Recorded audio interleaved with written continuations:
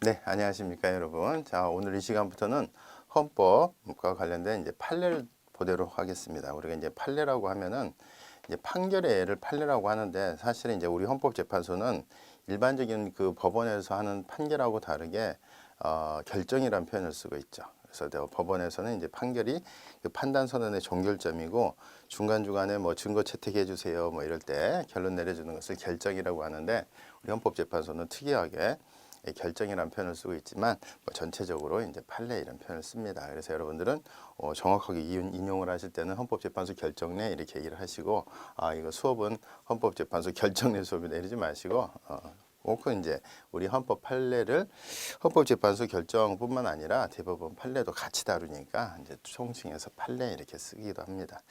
이 판례가 나오게 된 배경은 뭘까요? 우리 헌법은 성문 헌법이죠. 그죠? 법률도 성문법입니다. 그 실질적인 의미의 헌법도 법률로 성문법으로 규정이 되어 있어서 성문화되어 있으면은 이제 뭐 더 이상 국민의 뜻이다. 혹은 이렇게 이제 우리가 보고 있는데, 경우에 따라서 그 성문법에 흠결이 있다든가 혹은 규정이 있는데 다의적인 해석이 가능해서 뭐 이렇게 학설이 나눠지는 경우가 있습니다. 그런 경우에 헌법재판소가 혹은 대법원이 어떤 견해를 취하고 있느냐에 따라서 그와 관련된 문제의 최종적인 종착점, 즉 국민의 권리구제 여부가 갈리게 되겠죠. 그래서 우리가 헌법재판소 판례는 또 그만큼 중요한 겁니다. 자, 이 중에서도 특히 헌법적인 법리에 따라서 우리 헌법의 해석이라든가 또 그와 관련해서 헌법의 해석에 비춰볼 때 지금 만들어진 이 법률이 위헌이다 이렇게 판시한 부분에 대해서는 좀 잘 숙지를 하고 계셔야 되고요. 뭐 합헌이다 이런 것들은 너무 많으니까 기억이 안 나면 합헌이다, 저는 이제 수업 시간에 그렇게 얘기를 합니다. 그래서 기본적으로 이렇게 위헌 결정 난 거 혹은 헌법의 해석이라든가 헌법적인 시각에서 어떤 중요한 판례들은 꼭 숙지하고 계셔야 됩니다. 나아가서 여러분들이 이제 그 헌법의 내용을 볼 때 헌법의 판례가 이렇게 견해가 변경되는 경우가 있어요. 예를 들어서 뭐 양심적 병역 거부 의무가 이때까지 합헌이었다라든가 그런데 중간에 이렇게 이제 헌법 불합치로 바뀌게 되는 것들, 이런 것들은 정말 중요한 겁니다. 헌법재판소가 종전의 견해를 바꾼 부분, 또 그와 관련된 해당 조문, 헌법이 됐건 법률이 됐건 이런 것들은 꼭 숙지하고 계셔야 돼요. 자, 그러면 우리가 헌법 판례가 굉장히 많습니다. 중요한 것들이. 그래서 그 중에서도 조금 의미 있고 꼭 알아야 될 것들, 수험생으로서 이런 것들을 우리가 추출해서 살펴보는 시간을 갖도록 하겠습니다. 자, 헌법 청솔과 관련된 이제 판례, 목차는 이제 그대로 그와 관련된 판례니까 여러분들이 기본서를 이렇게 쭉 보시면서 판례의 내용이 이렇게 이제 판례를 보면서 거기에 해당되는 부분 찾아본다든가 해당되는 부속 법령 찾아본다든가 이렇게 해서 여러분들의 어떤 회독수를 자꾸 늘려가시는 게 중요하겠죠. 자, 보겠습니다. 관습헌법이라고 하는 것이 우리는 이제 성문법계인데 그래도 불문법이 인정이 되죠. 그래서 관습헌법이라는 게 인정되는데, 우리 관습헌법에 인정 서울이 수도라는 거 딱 한 번 인정한 바 있죠. 신행정 수도. 자, 이 수도를 건설을 하는데 이 법률로 추진을 했죠. 법률. 법으로 끝나면 법률이라 그랬어요. 그래서 법률로 추진을 해서 지금 세종시가 됐습니다. 근데 그쪽으로 추진하는 부분에 대해서 만약에 서울이 이렇게 수도라는 부분이 관습헌법으로 자리 잡고 있다면 이와 같은 법률보다는 물론 그 후순위 성문헌법보다는 후순위일 수가 있으나 논리적으로 성문헌법이 있겠죠. 성문헌법이 있고 그 다음에 이걸 흠결을 보충하기 위해서 관습헌법이라는 게 있는데, 이 관습헌법이 성문헌법보다는 보통 후순위다 이렇게 얘기를 합니다. 우리 헌법재판소는 이 사안에서 성문헌법과 관습헌법이 동일한 효력을 갖고 있다. 그래서 조금 비판을 받고 있긴 하지만요. 그래서 법리적으로는 원래 성문헌법에서 불문법, 헌법, 성문법과 불문법 하면은 불문법의 영역은 좀 성문법의 흠결을 보충하는 그런 효력이 있다 이렇게 보고 있습니다. 좌우지간 합리적인 우리 헌법재판소 견해대로 하면 이게 뭐 동급이라고 보고 있지만 합리적인 측면에서 보면 성문헌법이 관습헌법보다 위라고는 이렇게 얘기를 해요. 자, 그런데 법률보다는 여기 성문법이 있고 그 다음에 이제 불문법이 있지 않겠어요? 이 성문법이라고 하는 것이 법률이니까 여기 관습원법과의 관계를 보면 관습원법은 학리적인 학설이 하면은 성문헌법보다는 후순위지만 그래도 성문법보다는 법률보다는 상위법이죠. 그런데 관습원법에서 서울이 수도라는 것이 만약에 확정된다면 이건 지금 수도를 충남공주 연기군으로 옮겨가는 내용을 담고 있는 법률이었죠. 그래서 이런 것들은 위헌이다 이런 거예요. 그래서 이 부분 과정에서 관습원법이 인정되기 위한 요건이라든가 뭐 딴 거 없습니다. 5가지 요건이라고 하지만 실질적으로 반복된 관행, 그 다음에 그에 따른 국민적 확신, 그죠? 그와 같은 확신이 있다라고 우리 헌법재판소는 본 거예요. 자, 그리고 이 과정에서 성문헌법과 동등한 효력이 있다 이렇게 봤으니까 이것도 같이 기억을 해두십니다. 그래서 관습헌법의 인정 여부 인정을 하고요. 그 다음에 성문헌법과 동일한 효력을 갖는다 그랬습니다.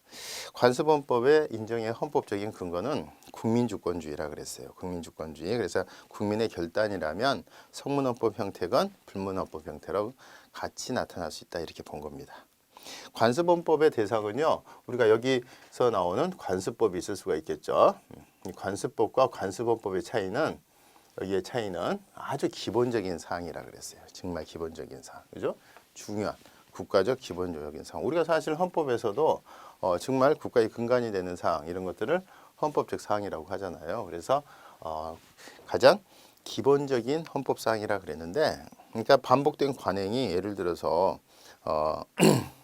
뭐 여기가 계속 마을 주민들이 계속 국가의 허락을 안 받고 계속 거기서 어로 활동을 하더라, 바지락을 채취하더라. 그래서 그와 같은 권리를 인정해 준다. 이런 것들은 이제 관습법의 영역이고, 계속 서울이 수도로서 쓰여지고 국민들이 거기에 대해서 법적 확신을 갖고 있는데 중요한 내용이더라. 그럼 이런 것들은 관습헌법 이렇게 얘기를 한 겁니다.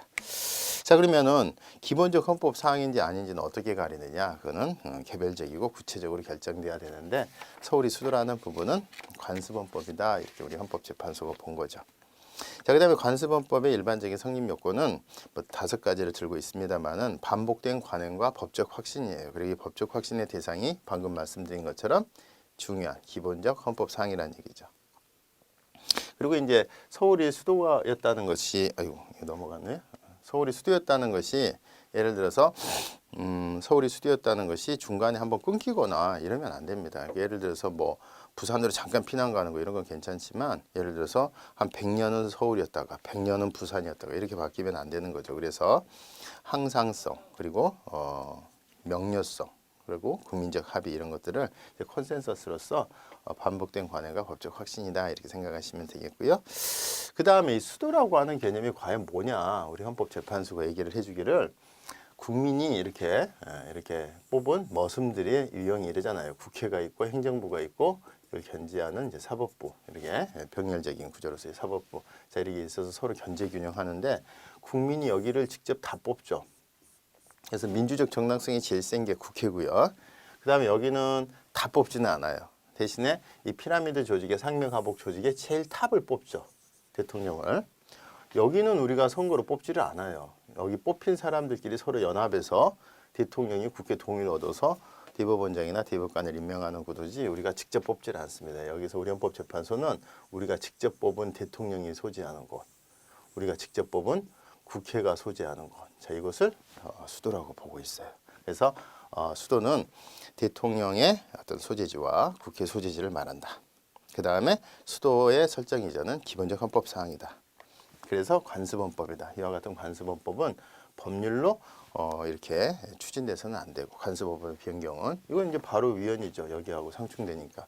이걸 만약에 바꾸려면 국민적 합의가 바뀌거나, 그죠? 반복된 관행이 바뀌거나, 아니면 성문헌법 개정으로 이루어져야 된다 이런 얘기예요. 그래서 우리가 자, 서울이 수도인 점 그래서 관습헌법이 폐지되기 위해서는 헌법 개정이라든가 관습헌법의 성립 요건인 국민적 합의가 바뀌어서 비로소 가능한 거지, 이렇게 법률로 추진해서는 안 된다는 거예요. 그래서 이 추진한 이 법률은 관습헌법에 어긋나서 실체적으로 위헌이라는 겁니다. 즉 서울이 수도인 점을 폐지하기 위해서는 헌법 개정밖에는 없다 이렇게 본 거죠. 그 다음에 이와 같은 헌법 개정을 하기 위해 하는 과정은 국회에서 제적 3분의 2 이상의 찬성, 그 다음에 국민투표라는 게 있죠. 그래서 헌법 개정 과정상의 국민투표권이라고 하는 기본권인데, 그것을 이걸로 추진했으니까 침해한 것이다 이렇게 본 거예요. 자, 그래서 우리가 결국 위헌 결정이 났습니다. 그런데 여러분 잘 아시다시피 이게 이제 2004년에 위헌 결정이 났는데 이미 수도는 건설 중에 있었어요. 수도는 건설 중에 있었기 때문에 사실 이제 우리가 행정소송 같으면은 이게 위헌이다 그러면은 위법이다 그러면 취소가 되고요. 다시 이제 원상회복을 해야 되는 문제가 생겨요. 근데 지금 수도가 건설 중인데 어마어마한 돈이 투자가 돼서 자, 이런 걸 어떻게 하겠습니까? 그래서 이제 궁여지책으로 신행정 수도가 위헌이라니까 그 부분에 대해서 뭔가 대체할 수 있는 후속 대책을 위한 충남공주 연기군에 있어서의 대안. 그래서 서울이 수도라고 하는 관습법법에 이게 충남공주 연기군으로 수도가 옮겨가는 것은 위헌이라니까 자, 수도만 안 옮겨가면 되죠. 근데 수도가 아까 뭐라 그랬죠? 국회와 대통령의 소재지라 그랬잖아요. 그래서 이게 만약에 그대로 서울에 남고 나머지 요 주요 기능들 있죠. 여기. 그죠? 여기 기능을 우리가 만약에 여기만 여기 행정의 어떤 주요 기능만 옮겨가게 되면은 수도가 옮겨가는 건 아니잖아요. 그래서 우리가 이제 그런 식으로 해결을 하기 위해서 신행정 수도 후속 대책을 위한 연기 공주 지역 행정 중심 복합 도시. 그러니까 여기 이제 행정 중심 복합 도시라는 얘기는 국회의사당하고 청와대를 뺀 나머지 국가의 주요 행정 기능이 다 옮겨가는 걸 담고 있어요. 그래서 결국 이제 특별법으로 추진을 했죠. 자, 이 부분에 대해서도 국무총리 소재지도 행정 중심에 이제 대통령 소재지 밑이 이제 국무총리 아니겠습니까? 그래서 이 부분도 위헌 아니냐 그러고 그 이듬해 문제를 제기했는데 우리 헌법재판소는 그건 아니라는 거예요. 그래서 우리가 이제 이걸 줄여서 행복도시라고 보통 불렀습니다. 그래서 행정중심 복합도시, 행복도시가 수도로서의 주인이 아니죠. 방금 보셨던 것처럼 종전에 헌법재판소가 판시했던 취지에 비춰볼 때 행정중심 복합도시는 수도가 아닙니다. 그 다음에 이제 행정중심 복합도시가 충남공주연기군 즉 세종시로 이전하는 바람에 지금 서울이 수도로서의 지위가 해체되느냐 그것도 아니죠. 여전히 청와대하고 국회의사당은 서울에 존재하고 있었으니까 이제 나머지 이제 문제 삼는 게 권력구조나 국무총리의 지위 그 다음에 이번에는 헌법 개정에 있어서의 국민투표가 아니라 이렇게 중요한 사안 같으면은 어디 뭐를 했어야 된다? 국민의 뜻을 물어봐야 된다. 근데 국민의 뜻을 물어보는 72조의 국민투표는요. 여러분들이 보시면 대통령이 붙여야 한다가 아니라 그죠? 외교 국방 통일에 관한 외교 통일과 관해서 중요 정책을 국민 투표에 붙여야 된다가 아니라 붙일 수 있다 이렇게 되어 있어요. 그래서 대통령의 재량으로 되어 있어서 설사 이와 같은 것을 국민 투표로 붙이지 않더라도 국민 투표권을 침해한 것은 아니다. 72조의 국민 투표권이에요. 여기서 문제됐던 거는요. 헌법 128에서 130조에서 문제가 되는 헌법 개정 과정상의 국민투표권을 여기서는 침해한다고 봤고 여기서는 이거 나오고는 상관이 없다 그랬어요. 그래서 결론적으로 그와 같은 가능성조차 없기 때문에 이거는 뭐다? 각하를 시킨 사안입니다. 각하. 그래서 여러분들이 수도라는 말이 나오는 거하고 수도 나왔어 그러지 마시고 뒤에 자 이렇게 행정중심 복합도시라는 표현이 나오면 이 두 번째 사건이니까 주의를 하셔야 됩니다. 자 다음 보겠습니다. 헌법의 제정과 헌법의 개정. 이 과정에서 이제 우리가 헌법의 제정 권력의 주체를 칼 슈미트라고 하는 사람은 뭐라 그랬죠? 헌법이라고. 그다음에 요거 그다음 헌법 개정 이쪽으로 가는 것은 이제 헌법률 이렇게. 그래서 좀 단계를 얘기를 했죠. 그래서 만약에 여기 이제 제정과 관한 거고 여기 그 밑에 단계가 이제 법률 아니겠습니까? 그 다음이 이렇게 가면 이제 법률이다 이렇게 얘기를 한 건데. 자, 이 부분에 대해서 여러분 잘 아시다시피 어떤 것들이요? 예를 들어서 뭐 헌법 29조 2항이다. 군인에 해당되면은 군인 군무원, 경찰 공무원에 해당되면 국가배상은 보상받으면 해주지 마라. 야, 근데 이거 헌법 11조에 헌법 11조에 평등권이 있죠. 평등권. 왜 합리적 사유 없이 차별합니까? 그래서 자, 예를 들어서 그 여기에 해당되는 자, 국가배상법에 국가배상법 2조에 그죠? 2조 단서에 보면 2조 1항 단서에 보면 여기에 군인 군무원 경찰 공무원은 보상금 받으면은 배상금 못 받는다. 이걸 가지고 이제 헌법재판소 가니까 헌법재판소가 29조 2항에 40하국 때부터 지금 60하국 때까지 이 위에 지금 나쁜 악법이 있잖아요. 그래서 이 부분에 있어서 이거는 뭐다? 합헌. 합헌. 이거 이제 답답하니까 이제 뭘 들고 갔어요? 이 조항이 여기 11조 평등법원에 비춰볼 때 헌법이라는 게 약간 고갱이스러운 게 있고 쭉정이스러운 게 있는데 요게 여기 어긋나는 거 아닙니까? 그래서 우리 헌법재판소는 우리는 위헌 법률을 심사하는 데지. 그죠? 위헌 법률을 심사하는 데지. 우리가 위헌 헌법을 심사하는 데는 아니다. 헌법 조항이 헌법 위반되는지 여부를 나도 이런 패턴은 알지만 그래서 결국 이렇게 이제 헌법에 들어가면은 내용은 항상 똑같다 이렇게 보는 게 이제 법실증주의고 아니야 이렇게 뭔가 차이가 있어 이게 칼슘미트의 결단주의인데 결론적으로 보면 요 사안에 있어서 관한하는 우리 헌법재판소가 법실증주의자처럼 우리 헌법이 있는 규정은 다 동등하다고 봤어요. 그래서 이런 것들은 뭐 있겠죠? 각하 있겠죠. 그래서 헌법 규정이 위헌 법률 심판에 있어서의 여기에 헌법 규정이 들어가나요? 뭐 실질적인 의미의 법률은 들어가지만 긴급명령이나 긴급재정경제명령, 국회 동의를 받은 조약 이런 거는 여기가 들어가서 내가 헌법 여부 심사를 하지만 헌법이 위반된 헌법은 내가 심판하지를 않겠다는 거죠. 그래서 각하 결정 받은 거야. 자, 그래서 재정과 개정 파트 왜 갑자기 헌법 규정에 대한 위헌 법률 심판이 나오나 이렇게 해서 이것도 같이 정리를 해두시고. 자, 다음 문제 한번 보자. 자, 국적 나오네요. 국적이 헌법 사항이냐? 대한민국 국민이 되는 그 요건에 대해서 법률로 취득과 요건은 법률로 정한다 이렇게 돼 있잖아요. 그래서 우리 헌법 2조에 보면은 법률에 위임을 하고 있습니다. 그리고 해석상으로도 어때요? 국적은 헌법 사항으로 보죠. 그래서 국적이 헌법 사항인 것인지 여부 적극입니다. 자, 그다음에 이제 병역 문제를 해소를 하지 않으면 특히 이제 그 이중 국적자들 지금 이제 복수 국적자로 표현이 되고 있지만 옛날에 이중 국적자라 그랬고 지금 이제 오늘날에는 복수 국적자라는 표현을 쓰고 있습니다. 국적법이 남자로서 태어났다. 이중 국적자다. 그런데 예를 들어서 원정 출산을 했다. 그럼 어떻게 해야 돼요? 군대 갔다 온 다음에 선택해서 설사 우리 국적을 버리더라도 버릴 수 있도록 되어 있죠. 그래서 병역 문제를 해소하지 않는 한 원정 출산 그러니까 뭔가 그 연결고리를 만들었던 사람들은 국적 이탈의 자유를 제한하고 있습니다. 자, 그래서 이런 부분에 대해서 위헌인가요? 그때 위헌 아니라 그랬죠. 우리는 병역에 관한 한 조금 까칠하죠. 그 병역 문제 때문에 이회창 대법관이 대선에서 크게 참패한 적도 있지 않습니까? 자, 그 다음에 그리고 자, 이와 같은 것들이 지금 원정 출산자들은요 반드시 군대를 갔다 와야 되는 거고 그 다음에 여러분들이 이제 보시면 만약에 원정 출산자가 아니잖아요. 원정 출산자가 아니면 예를 들어서 원래대로 내가 이제 만약에 뭐 외무 영사 엄마 아빠가 외무 영사로 복무하던 도중에 내가 미국에서 태어났다 그래서 두 국적이 있더라 그러면은 만 22세가 될 때까지 기다려 주잖아요. 그죠? 근데 만 22세까지 기다려 주는데 그 사이에 뭐 19살 때 영장이 나왔다. 그러면 그 석 달 안에 선택하도록 되어 있단 말이에요. 이 친구는 원정 출산이 아니기 때문에 석 달 안에 버리고 나가면 돼요. 그죠?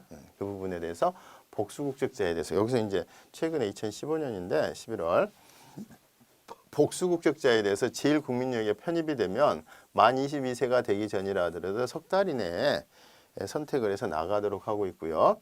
만약에 그렇지 않으면 군대를 다 갔다 와야 돼요. 그렇죠? 이 부분도 국적 이탈의 자유를 침해하지 않는다 그랬습니다. 그러니까 원정 출산, 인위적으로 이중 국적, 복수 국적을 만들었다는 애들은 군대 반드시 갔다 와야 되고요. 이 부분도 합헌. 그 다음에 혹시라도 인위적으로 안 만든 친구들은 영장 나오면 석 달 안에 선택하고 그렇지 않으면 군대 가야 되는 이 조항도 합헌 이렇게 되어 있습니다. 연관된 거니까 같이 제가 해드린 거니까 같이 비교해서 기억하시면 더 좋을 것 같아요. 자, 그 다음에 3번.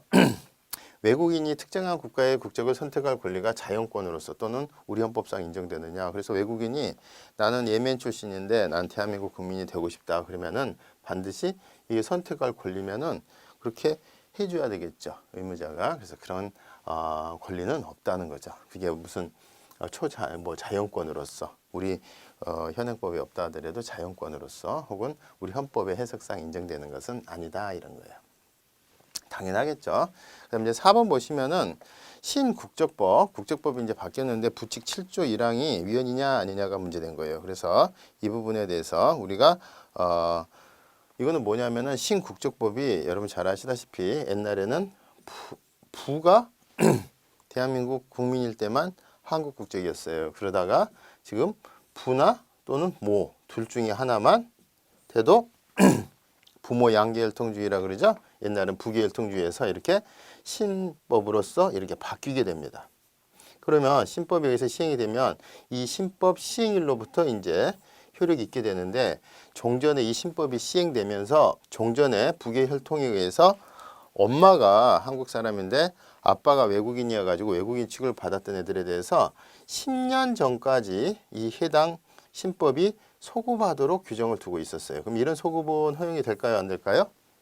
수익적인 내용이니까 가능하겠죠. 그래서 이와 같은 소급입법에 의해서 10년간은 이제 10년 여기서 신법이 시행되는 과정에서 10년간 있었던 이 친구들은 이제 바로 이 법 시행과 더불어서 한국 국적을 취득하게 됐어요.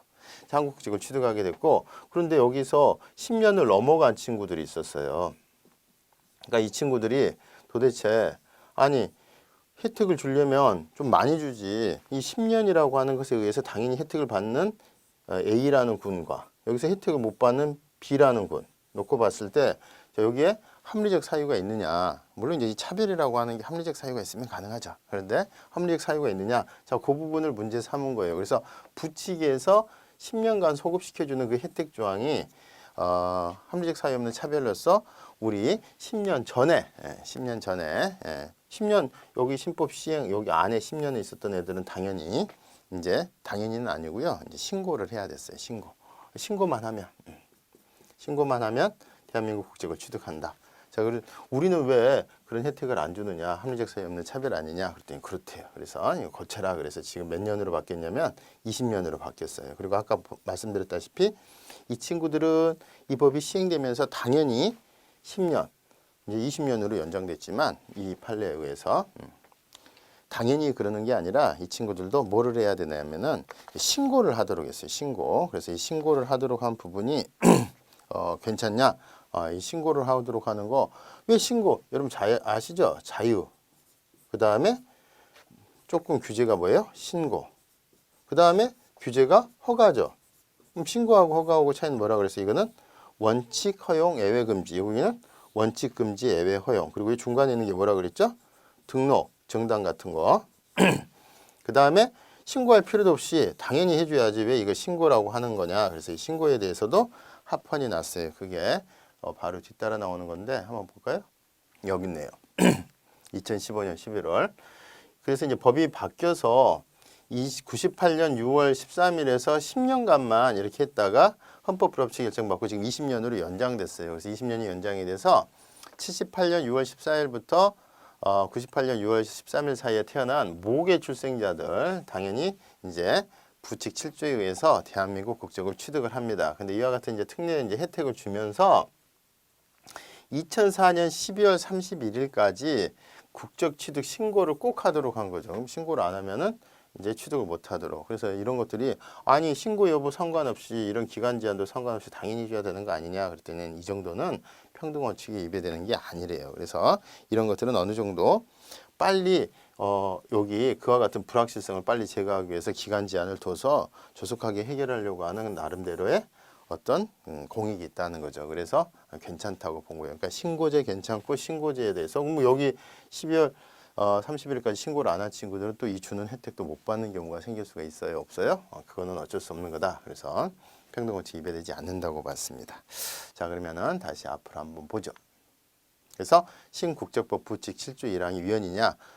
여기 10년으로 제한한 거 좋은 취지인데 10년이라는 그 기준은 10년 전에 혹은 10년 후와 합리적 사유가 없다. 그래서 헌법 불합치 결정 받고 지금 몇 년으로 바뀌었다고요? 20년. 그리고 그 과정에서 신고 그리고 심지어는 신고의 기간 제한 둔 것도 합헌이다. 이렇게 같이 기억해 두시면 좋겠네요. 자, 다음 보겠습니다. 자, 중국 국적 중국 동포라는 얘기는 뭐예요? 외국 국적이죠. 외국 국적 동포죠. 그래서 이제 제일 동포 우리 이제 제1동포라고 하는 개념에 제1동포가 아니라 이제 그 재외 국민과 더불어서 이제 해외 동포라는 개념에 들어가는 개념이긴 하지만 어디까지나 외국 국적입니다. 이게 뭐 연변에 사시는 분들 이런 분들이겠죠. 근데 이제 국적 회복을 위한 특별법을 그러니까 우리가 사실은 그 뿌리가 조선에 있다가 뭐 강제 이주 당하거나 이런 거니까 이런 사람들이 대한민국 국적을 회복할 수 있도록 그렇죠? 그러니까 이제 이름을 정하자면은 뭐 중국 국적 중국 동포들의 국적 회복을 위한 특별법 이런 이름의 가칭 이런 특별법을 제정해야 할 헌법상의 의무가 있느냐 왜 그런 걸 안 하느냐 그래서 입법 부작위에 대해서 문제를 삼았겠죠. 입법 부작위가 되려면은 헌법상의 그와 같은 법률을 제정해야 될 성문법상의 의무 혹은 헌법의 해석상 이게 나와야 되죠. 근데 이와 같은 그 의무 없다는 거죠. 그럼 뭐 각하 받았겠죠. 그래서 이런 것들 이제 법적으로 이제 배려 차원에서 하는 것이지 반드시 해야 될 지금 헌법상의 의무는 없다고 본 겁니다. 대한민국 국민이 자진해서 외국 국적을 취득하면 자동으로 우리 국적 상실되게 되는 거 아시죠? 배신이라고 그랬습니다. 배신. 안현수 같은 친구, 이런 친구들. 그래서 대한민국 국적을 상실하도록 한 국적법 조항이 내가 예를 들어서 다른 나라 국적을 취득해서 거기서 살고 싶은데 거주 이전의 자유, 그죠? 그 다음에 나의 행복 추구권 이런 것들을 침해하는 정도냐? 침해하는 정도는 아니라는 거죠. 그래서 여전히 이거는 합헌 규정입니다. 그래서 이렇게 같은 국적법의 내용이라 하더라도 위헌 여부가 한번 다퉈졌거나 이런 것들이 이제 부속 법령에서는 꼭 기억을 하셔야 돼요. 그 중에서 혹시라도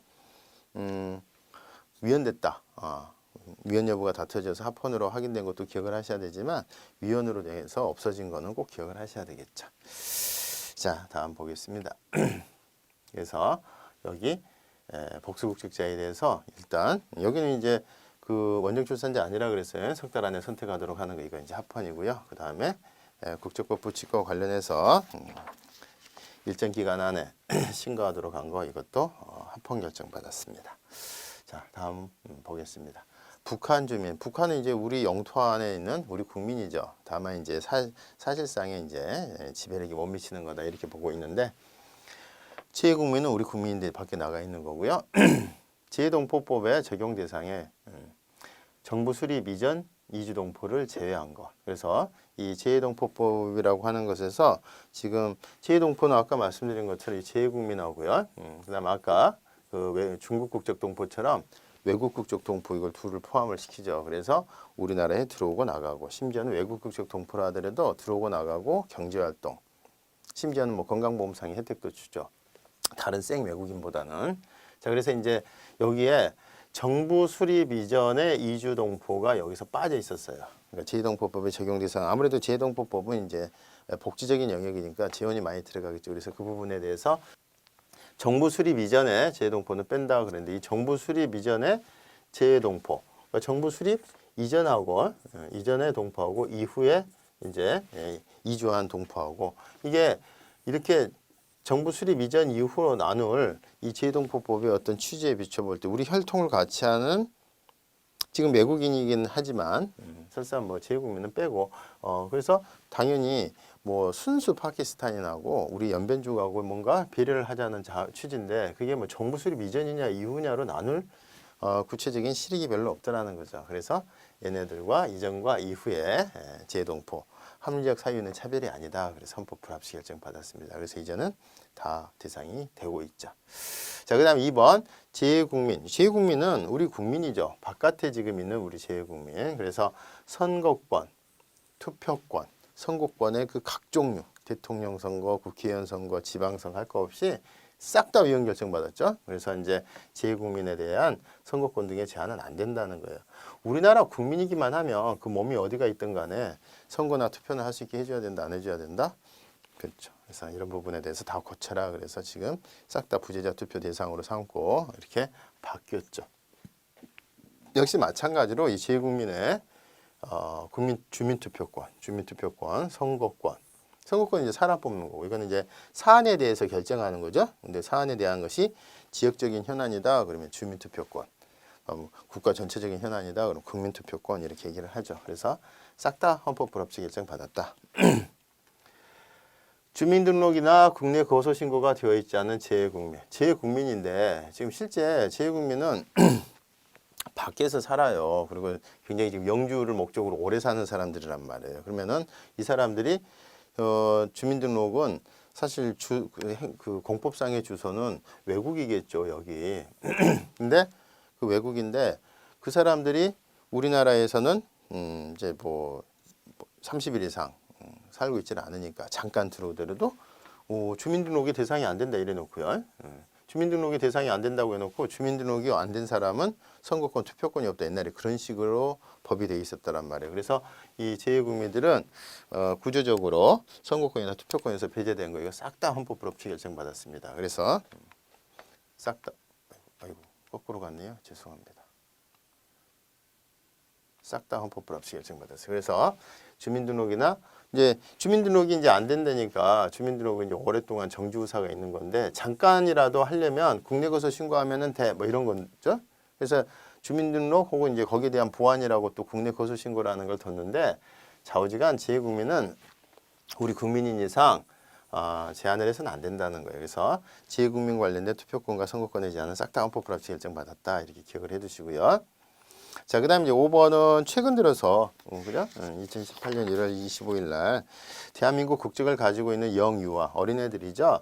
재외국민인 영유아를 보육료 양육대상 지원대상에서 제외하더라. 왜? 외국에 나가 있으니까 뭐 이런 개념인데, 외국에 나가 있다 하더라도 우리 국민이 받아야 될 혜택은 몸이 어디에 있느냐에 상관없이 줘야 된다는 거죠. 그래서 이와 같은 보건복지부 지침은 위헌이라고 본 거예요. 그래서 지침 같은 것들이 직접성을 띠면 헌법소원의 대상이 되죠. 그래서 이것도 위헌 결정 받았습니다. 그러니까 재외국민이 몸이 바깥에 나가 있다고 해서 선거권, 투표권, 그 다음에 보육료, 양육수당의 지원 대상에서 제외하는 것은 위헌이다. 이렇게 정리를 해두시면 되겠습니다. 자, 다음 이제 영토조항 보겠습니다. 3조의 영토조항, 4조의 통일조항, 그렇죠? 그래서 이제 서로 간에 이제 규범조화적으로 해석하자는 건데, 자, 영토조항의 의미는요, 우리의 이제 공간적인 어떤 그 존립 기반을 의미한다. 그래서 자, 영토조항은 개별적인 기본권으로는 볼 수가 없다. 그랬어요. 영토조항은 국민의 개별적인 기본권은 아닙니다. 그래서 영토조항을 바로 들어서 나의 그 영토권을 침해당했다 이런 주장은 하지 말라는 얘기죠. 그러면 영토권이라는 걸 그러면 인정을 못 하는 거냐? 영토조항을 가지고서는 하지 말고 어디를요? 우리 이제 영토권이라는 것을 별도로 아까 보셨다시피 뭐 국민이라든가 주권이라든가처럼 국가의 가장 근간을 이루는 존립 기반이니까 영토권을 인정은 하되 3조의 우리 헌법상 영토조항을 가지고서 헌법소원 제기하는 건 안 된다는 거죠. 왜냐? 영토조항은 기본권이 아니니까. 그래서 영토조항만을 근거로 헌법소원을 독자적으로는 할 수가 없습니다. 하지만 주의하셔야 될 것은 영토권이라는 것을 인정은 해줬어요, 안 해줬어요? 해줬다는 거. 그리고 그 영토조항하고의 어떤 유기적인 관계, 이런 관계 속에서 영토조항을 영토권으로 구성하지는 않았다는 거 같이 기억을 해두십니다. 자, 통일조항. 통일조항에서도 마찬가지로 영토조항이 기본권이 아니었듯이 기본권 아니고, 그럼 여기 통일조항에서도 뭐 통일과 관련된 구체적인 행위, 내가 뭐 북한에 들어갈 수 있는 행위 이런 것들의 구체적인 기본권이 쏟아져 나올 수 있는 거냐, 행복추구권에서 일반적 행동의 자유가 나오듯이 그런 것도 아니란 얘기예요. 그런 걸 하게 되면은 굉장히 곤란해지겠죠. 이런 것들은 어떤 것들이에요? 법률에 의해서 구체화되어야 하는 모습들이다. 그래서 구체적인 권리가 바로 도출되지는 않는다 이렇게 생각하시면 돼요. 그럼 같이 생각하시면 영토조항, 통일조항 이 자체는 기본권이 아니다.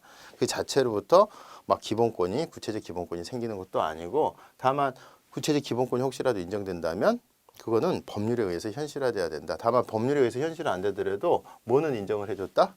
영토권은 국가의 공간적인 전립기관으로 봐서 인정을 해준 거다. 자, 이렇게. 그래서 이거는 이제 간주해야 한다 이런 표현이 나옵니다. 그래서 간주 개념 아시죠? 의제. 요 이제 규범적인 해석을 하라는 게 뭐예요? 만약에 여기 이제 하부규범은 국가보안법이고요. 그러니까 허락 안 받고 들어가면 처벌하는 거고. 그러니까 여기서는 이제 나라의 허락을 안 받고 들어가면 국가보안법으로 자유탈출죄로 처벌을 받는 거고요. 그다음에 이제 국가의 정부의 허락을 받고 가면은 오히려 이제 통일에 기한다. 그래서 여기는 교류 협력에 관한 법률 이렇게 생각하시면 되죠. 그죠? 교류 협력 분야. 자, 그다음에 3번. 남한 주민이 북한 주민을 접촉하고자 할 때 통일부 장관의 승인을 얻도록 하는 남북교리 협력에 관한 법률 조항, 평화통일조항의 원칙에 아니 평화통일조항에서 자꾸 이게 우리가 이제 서로 간에 왕래를 해. 아 평화통일이 한 걸음 다가설 텐데 왜 이런 거를 자꾸 승인을 받도록 하느냐. 자 무분별하게 북측과 접근하다 보면 오히려 평화통일에 역행하는 경우가 생기겠죠. 가가지고 막 북한 사람들 괜히 사기치고 이러면 그래서 이거는 충분히 합당하다 이렇게 본 겁니다. 그다음 4번 북한의 의과대학을 국내 대학으로 인정할 수 있는지 여부. 그 다음에 이제 탈북 의료인의 국내 의료면허를 부여할 수 있는 입법 의무가 있는지 여부. 자 이런 거 다 인정을 안 했습니다. 그러니까 이제 탈북자 중에서 북한에서 의료 활동을 하다가 오신 이제 의사들이 북한의 의과대학을 우리 남한의 의과대학하고 똑같이 쉽게 말해서 뭐란 얘기예요? 그냥 이 자체로 별도의 어떤 그 장치 없이 마치 뭐 부산에서 의사하다가 지금 서울에 와서 개업하는 것처럼 인정을 해달라는 거죠. 그리고 인정해달라는 거고 그 인정이 안 되면 그와 같은 면허를 부여할 수 있는 법률을 만들어 달라는 거죠. 근데 그 만들어야 될 헌법상의 의무가 있느냐? 없다는 거예요. 그래서 북한에서 의사하시던 분들은 우리나라에 와서 지금 바로 의사로서는 생활할 수가 없습니다. 즉 의사 면허를 인정을 안 해줘요. 자, 그 다음에 5번 보겠습니다. 남북한 유엔 동시 가입으로 국가 승인의 효과가 있는지 여부. 이건 우리 기본 강의할 때 봤던 거죠. 그래서 이렇게 남과 북이 이렇게 같이 이렇게 가입을 했다. 그러면은 혹시라도 남이 먼저 가입을 하고 북이 나중에 가입을 한다. 동시지만 관념적으로 볼 때 그러면 혹시라도 북이 입장에서는 여기 지금 기존 회원국인 남한을 다 국가성을 인정하고 들어오는 거냐? 아니면 또 여기 북한이 먼저 들어오고 온 상태에서 남한이 가입한다라고 할 때 북한의 기존 회원국인 북한의 국가성을 인정하고 남한이 들어오는 거자. 또 거꾸로 남한과 북한은 새로 신규 가맹국의 어떤 존재 국가성을 인정하는 거냐 이런 문제가 생기죠. 그런 것에 대해서 자 유엔이라고 하는 국제기구가 얘네들을 국가성으로 인정한 것은 변론을 하더라도 기존의 회원국이 신규 가맹국이 기존 회원국을 국가성으로 인정하는 그런 것들은 인정하지 않는 게 국제 정치상의 관례라는 거죠. 그래서 남북이 유엔에 동시 가입했다 하더라도 국가 승인의 효과는 없다는 겁니다. 그 다음에 이제 남북 공동 합의서 자 이런 것들의 법적 성격이 조약이냐 조약이면은 뭐예요? 법적 효력이 있는 거죠. 법적 효력이 네, 법적 효력이 없이 공동 성명 혹은 국가 간의 어떤 조약 또는 조약에 준하는 것으로 볼 수가 없고 민족 간의 관계 뭐 이런 식으로 표현을 하죠. 그래서 조약으로는 볼 수가 없다는 겁니다. 자, 그 다음에 자 7번 개별 법률 적용에 있어서 남북 간의 특수관계적 성격. 이 특수관계적 성격이 뭐예요? 협력의 동반자이면서 지금 반국가단체로서의 성격을 이중적으로 갖고 있죠. 북한 지역을 외국에 준하는 지역으로 북한 주민 등을 외국에 준하는 지위에 있는 자로 규정할 수 있는 거 가능하다 그랬죠. 사실 우리 이제 영토조항에 의하면은 우리 영토에 사는 우리 국민이지만 외국인의 준하는 지위로 봐서 개별 법률에 있어서 할 수가 있다는 것이죠. 자 여기까지 정리해 두시고 자 그 다음에 헌법의 기본 원리요. 기본 원리는 뭐라고 그랬어요? 이게 이제 기본 원리 아까 그 영토조항 그 다음에 이제 평화통일조항에서도 마련했듯이 우리가 어떤 그 속에서 어떤 기본 원리가 있다. 자 원리 원칙은 뭡니까? 이거는 원리나 원칙은 이거는 규범이에요. 규범. 그래서 법이나 뭐 이런 것처럼 누구나 다 해당되는 거고 여기서 뭔가 권리가 있다. 권리는 사실 이거는 지극히 주관적인 거죠. 이거는 객관적인 거고. 자, 그래서 이런 차이를 좀 알아두시고 어떤 원리에서부터 구체적인 권리가 바로 도출되느냐? 그렇지는 않아요. 예를 들어서 아까처럼 평화통일조항에서 바로 내가 평화통일할 수 있는 A라는 B라는 이런 구체적 권리가 나오는 게 아니라 이 과정은 뭐로 이루어져야 돼요? 법률로 구체화됩니다. 법률로 성문법에 의해서 구체화되거나 해석에 의해서 구체화가 돼야 되죠. 그래서 구체화되는 과정이 있어야 된다 이렇게 생각하시면 되고 경우에 따라서는 이 원리로부터 구체적 권리성이 나오는 경우도 있어요. 그러니까 이제 자유권적 기본권이다 이런 것들은 당연히 나올 수도 있는데 원칙은 어떻다는 거예요? 나올 수도 있지만 나오지 않는 것이 원칙이에요. 그러니까 원리로부터 뭔가 구체화되는 과정이 있어야 된다 이렇게 생각하시면 됩니다. 그래서 헌법의 기본 원리는 헌법을 지배하는 지도 원리 맞죠? 규범입니다. 그래서 이것은 구체적 기본권을 도출하는 근거로는 볼 수가 없지만 혹시라도 기본권 해석이라든가 기본권 제한 입법의 합헌성 심사에 있어서는 당연히 해석 기준으로서 작동을 한다는 거죠. 자, 그런 의미에서 보시면 우리 헌법 전문에 이제 그 기본 원리의 엑기스가 다 모여 있잖아요. 거기에 특히 삼일 정신. 자, 이게 헌법상 보장된 기본권이냐? 이거는 뭐예요? 원리를 선언한 것이죠. 그래서 삼일 정신 이것도 헌법 전문에 담긴 내용이 기본 원리이기 때문에 개별적 기본권은 아니다. 다만 이와 같은 기본 원리가 담겨져 있는 이 헌법 전문이 아까 얘기했듯이 어떤 기본권 침해 여부가 다투지는 과정에서 어떤 재판에서 적용되는 규범으로서는 작동할 수 있겠다 없겠다 있어요. 그러니까 재판에서의 어떤 규범으로는 작동할 수가 있지만 바로 그 자체로서 권리성을 인정하기는 좀 곤란하다 이런 뜻입니다. 3번 대한민국 임시정부 법통 계승의 법적 효력도 마찬가지입니다. 그래서 이런 것들도 이제 마찬가지인데 여기서 이제 3일 대한민국 임시정부 법통 계승의 법적 효력 그래서요. 이 부분에 대해서 국가는 일제로부터 우리가 이제 그 애국 하는 사람들 있잖아요. 독립유공자 그렇죠. 독립유공자들에 대해서 아까 우리가 방금 했었던 것 보면은 중국 국적 동포들이 나를 이렇게 대한민국 국적을 부여하는 특별법을 만들어 달라 뭐 이런 것들은 없다 그랬어요. 그런 헌법상의 의무는 없다 그랬는데 독립유공자나 그 가족들에 대해서 보호를 해줘야 돼. 그와 같은 헌법상의 의무는 이 헌법 전문 해석을 해서 보니까 여기에 나온다는 거예요. 그래서 독립유공자와 그 가족들, 독립유공자의 그 후손들에 대해서 독립유공자 자체에 대해서 예우를 해줘야 될 거는 우리 헌법의 해석을 보니까 당연히 나올 수가 있다는 거죠. 그래서 이것 하나 이제 기억을 해두십니다. 그러니까 헌법상 의무가 이렇게 추론되는 거 보면요, 정말 독립유공자에 대해서 지원하는 법률이 하나도 없다. 위안부에 대한 법률이 하나도 없다. 뭐 원폭 피해자에 대한 게 하나도 없다. 이런 것들은 아주 예외적으로 인정을 하고 있습니다. 그러니까 헌법상의 의무를 인정하는 거 중에 하나가 지금 나온 거죠. 독립유공자. 그래서 국가는 일제가 이제 일본 제국이죠.